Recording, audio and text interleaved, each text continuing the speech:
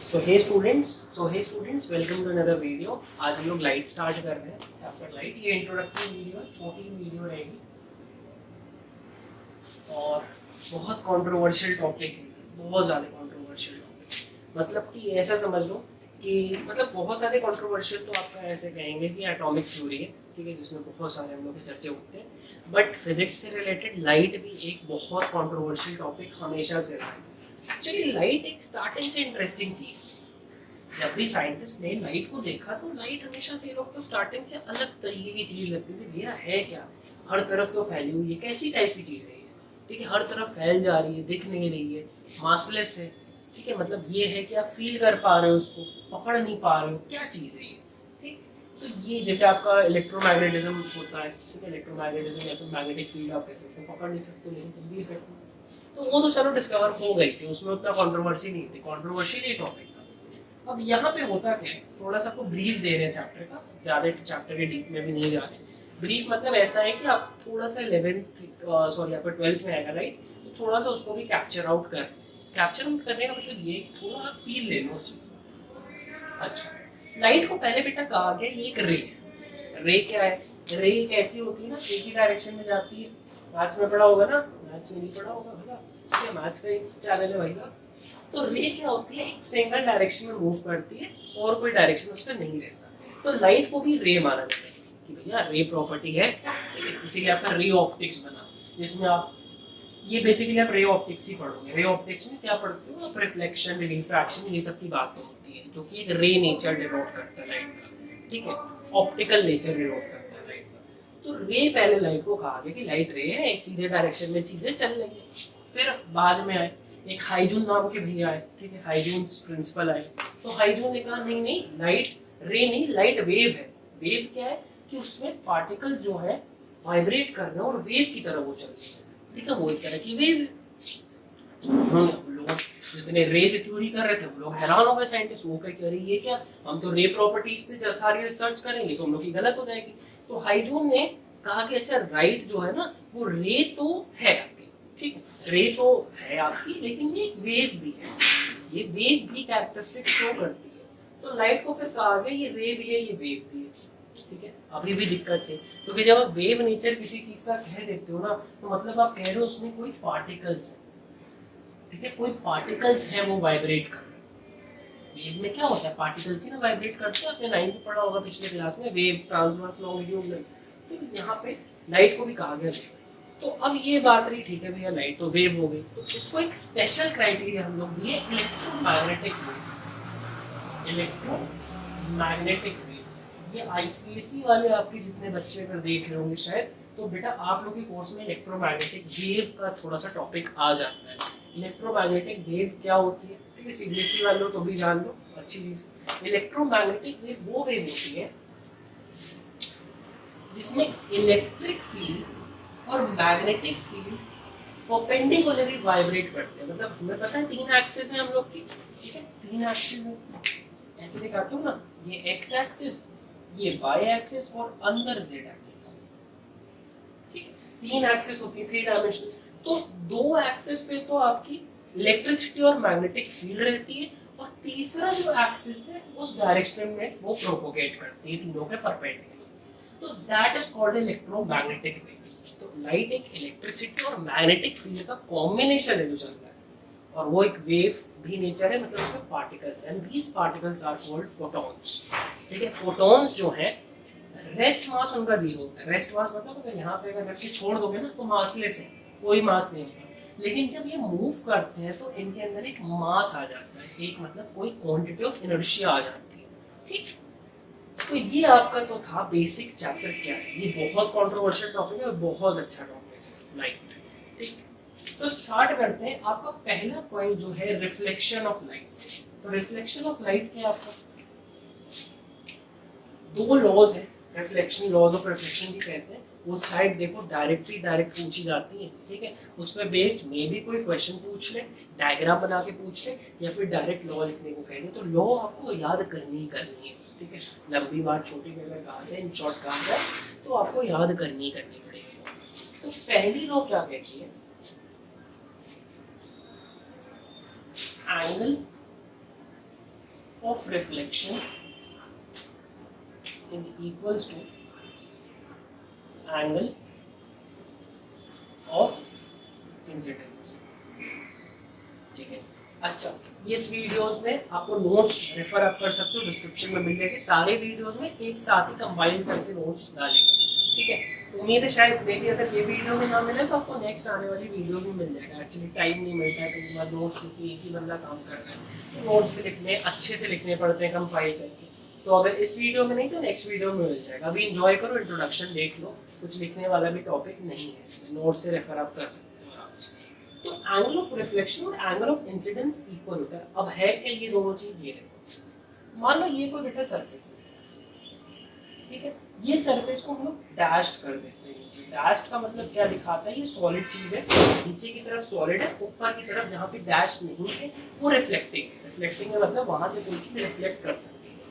ठीक है, ये नॉर्मल होती है डॉटेड लाइन। नॉर्मल क्यों कहा गया, नॉर्मल मतलब 90 डिग्री आ रहा है ना, नॉर्मल 90 डिग्री।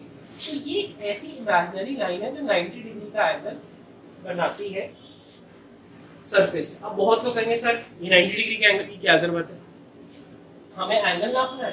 कोई चीज अगर मान लो ये इंसिडेंट लाइट है, अच्छा पहले ये जान लो इसको इंसिडेंट लाइट है। ठीक है, इंसिडेंट लाइट वो लाइट होती है जो कोई सरफेस पे गिर रही है, इंसिडेंट। ठीक, अब बहुत लोग कहेंगे सर ये नॉर्मल की क्या जरूरत है। पहले तो देखो, पहले एक चीज और जानो, ये जो एंगल बनता है नॉर्मल से, इसको एंगल ऑफ इंसिडेंस यानी छोटा वाला आई। ठीक है, जो एंगल बनता है नॉर्मल से और इंसिडेंट लाइट के बीच में, इसको हम लोग आई कहते हैं। इंसिडेंट अभी पता है क्या हो रहा था, आई के ऊपर हम एक कैप लगा देते हैं। कैप मतलब ये वाला sign, this is for vectors. तो वेक्टर्स एक्चुअली में इधर भी थोड़ा चल रहा था टॉपिक, तो वो आदत पड़ गई है आई में बार बार कैप लगाने की, तो वो गलती हो रही थी। ठीक है, आप लोग भी वेक्टर्स पढ़ोगे, 11th में ये टॉपिक इंट्रोडक्शन हो जाएगा। ऐसा चलता है ना, 11th में वेक्टर्स नहीं पढ़ाया जाएगा, है 12th में मैथ्स में, लेकिन 11th में फिजिक्स में वेक्टर्स पढ़ने पड़ेंगे। ठीक है, ऐसे कैलकुलस के साथ भी होता है। कैलकुलस मींस इंटीग्रेशन डिफरेंशिएशन, नाम तो सुना होगा। ठीक है, वो तो क्रक्स है। अभी तक जितना आपको पढ़ाया गया है ना जिंदगी में कि पढ़ो ये पढ़ो, पॉलिनोमियल्स, अलजेब्रा, ट्रिग्नोमेट्री, सारा सब मिलके वो कैलकुलस बनाता है। पूरी स्टोरी, अपनी जो स्टोरी लाइन अभी तक की चल रही थी जिंदगी की, वो उसके लिए। पिक्चर में नहीं होता कि कोई जाते हो मूवी देखने तो हीरो की बैकग्राउंड स्टोरी चलती रहती है और आखिरी में जाके क्लाइमैक्स के लिए सब सेट होता है, उधर से हीरोइन आ रही है, इधर से हवा चल रही होगी। ठीक है, तो वो बैकग्राउंड जो चल रहा था आप लोग का वही चल रहा था, अभी आपकी हीरोइन आएगी आगे। ठीक है, कैलकुलस। तो ये एंगल ऑफ इंसिडेंस क्या होता है, this is the angle between normal and incident light, जो इंसिडेंट हुई है। अब होगा क्या बेटा, ये जैसी लड़ेगी इससे तो रिफ्लेक्ट हो जाएगी, रिफ्लेक्ट मतलब बाउंस बैक कर जाएगी। और ये जो एंगल है between the normal and the reflected light, this is called reflected ray. ठीक है, रिफ्लेक्टेड रे कहते हैं, this is called r. Angle between normal and reflected ray is छोटा वाला r, which is angle of reflection. ठीक है, reflection याद रखना, ये अभी रिफ्रैक्शन बन के भी आगे आएगा, अलग चीजें वो, अभी रिफ्लेक्शन दिमाग में।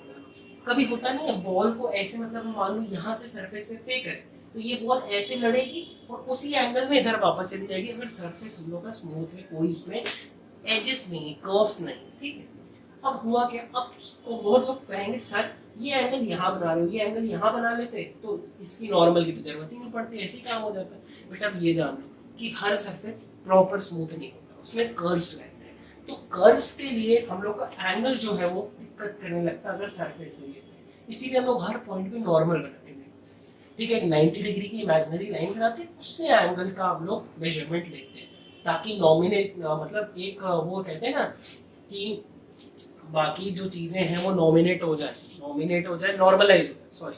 ठीक है, वर्ड नहीं अच्छा है, नॉर्मलाइज हो जाए चीजें। तो नॉर्मलाइज करने के लिए हम लोग नॉर्मल का यूज कर रहे हैं, ताकि बाकी सरफेसेस के लिए, कोई भी टाइप का सरफेस है, कर्व है, कोई ऊबड़ खाबड़ सरफेस है, तो उसके लिए भी नॉर्मलाइज हो जाए चीजें। जैसे आप एग्जाम देते हो ना, 5-6 अगर स्लॉट्स में एग्जाम रहता है तो एग्जामिनेशन पेपर्स अलग अलग रहते हैं, कभी कभार ईजी आ जाता है, तो नॉर्मलाइज करते हैं, नंबर एक बराबर करते हैं, ताकि आपका कैलिबर जो है, जो अच्छे बच्चे का भी है, जो बुरे बच्चे का भी है, एक सीधी रेखा में आ जाए, एक लेवल में आ जाए। चलिए, इसमें तो बात हुई। तो ये आपका फर्स्ट लॉ थी कि angle of incidence is equals to angle of reflection. ठीक है, अब सेकंड लॉ क्या कहती है, second law says that the incident light, incident ray बोल दो, the normal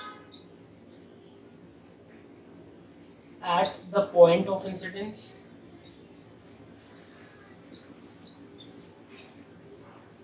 and reflected ray all lie in the same plane.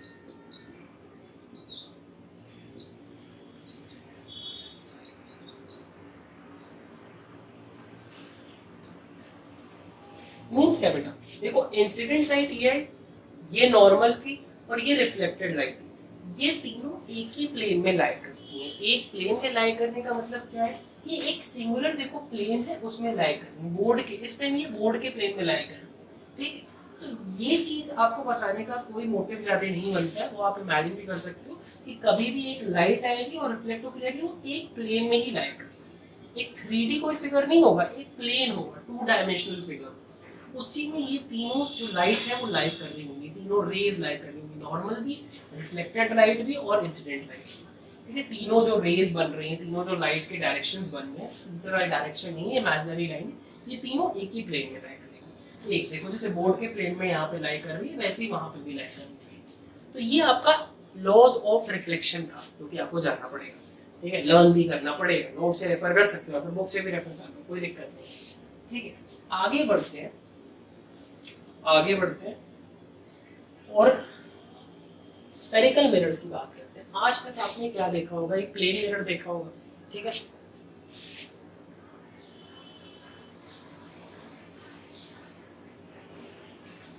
आज तक आपने एक प्लेन मिरर मतलब देखा होगा। प्लेन मिरर के अलावा और तरीके के बेटा मिरर्स भी रहते हैं, जैसे एक स्फेरिकल मिरर रहता है। स्फेरिकल मिरर कैसा होता है, एक मान लो स्फीयर है, ठीक है, वो कांच का गोला है, कांच का गोला है, उसको हम लोग काट दें, ठीक है, काट के अलग कर दिया। अब वो कांच के गोले में दो चीज हो सकता है, या फिर बाहर का सरफेस उसका रिफ्लेक्टिंग है, बाहर का सरफेस पे सिल्वरिंग लगाए, वो रिफ्लेक्शन के लिए लोग सिल्वरिंग यूज करते हैं, ठीक है। मिरर्स में जो तुम्हें लगता है ना, अरे मिरर में ग्लास है, ग्लास से रिफ्लेक्शन है, नहीं, वो ग्लास ऊपर की कवरिंग रहती है, अंदर जो सरफेस रहता है उसको सिल्वर कर दिया जाता है, सिल्वर्ड कर दिया जाता है। वो सिल्वर्ड सरफेस करने के बाद देखते हो काले धब्बे भी पड़ने लगते हैं, क्यों पड़ते हैं, क्योंकि वो सिल्वरिंग हट जाती है, इन टाइम वो डिक्रीज करती है सिल्वरिंग, ठीक है, डिग्रेड करती है, तो वो सिल्वरिंग हटने लगती है। क्यों हटने लगती है, हाइड्रोजन सल्फाइड, ठीक है, पढ़े होंगे टार्निशिंग ऑफ सिल्वर, इसमें केमिकल इक्वेशंस नहीं देखिए तो जाके देखिए वीडियो। तो यहाँ पे सिल्वरिंग जो हो सकती है वो अंदर की तरफ अगर होती है और बाहर की तरफ ग्लास चढ़ा होता है, मीन्स ये है कि अगर बाहर की तरफ ये रिफ्लेक्ट कर रहा है, ठीक है, तो अलग तरीके का मिरर बन जाएगा, अंदर की तरफ रिफ्लेक्ट कर रहा है तो अलग तरीके का मिरर बन जाएगा। ये दोनों चीज जो है, ठीक है, दोनों साइड से, अब ये पूरा मिरर एक स्फेरिकल कांच का गोला है, अंदर से बाहर से दो अलग अलग केस में रिफ्लेक्शन हो सकता है, ठीक है। उसी को हम लोग काट के एक हिस्सा उसका अलग कर देते हैं, that is called as spherical mirror, ठीक है। अब कॉनकेव कॉन्वेक्स दो तरीके के होते हैं, इस पे इस वीडियो में एकदम बात नहीं करेंगे क्योंकि ये एक इंट्रोडक्टरी ही वीडियो रखते हैं, ठीक है, इस पर बाकी ऐसा कुछ बात नहीं होगी। एक वीडियो आएगा जिसमें कॉनकेव कॉन्वेक्स मिरर्स के बारे में बात करेंगे, पूरी बात मिरर पे होगी।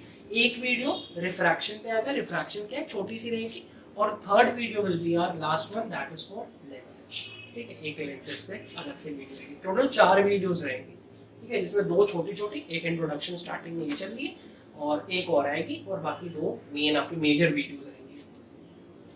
तो ये तो आपको समझ में आ गया स्फेरिकल मिरर क्या होता है। अब प्लेन मिरर के बारे में थोड़ी सी हम लोग बात कर लेते हैं, जो कि आपके घर में लगा, और आज एक चीज ट्राई भी करना वहां पे जाके। देखो प्लेन मिरर ऐसा होता है, ये डैश्ड कर दे रहे सरफेस, क्योंकि ये साइड रिफ्लेक्टिंग नहीं है, सिल्वरिंग यहाँ पे लगी हुई है, आगे की तरफ से रिफ्लेक्शन आ रही है। यहाँ पे आप खड़े हो, सुबह सुबह एकदम बढ़िया अपना चेहरा देख रहे हो, स्कूल जाने के लिए तैयार हो रहे हैं बढ़िया से, ठीक।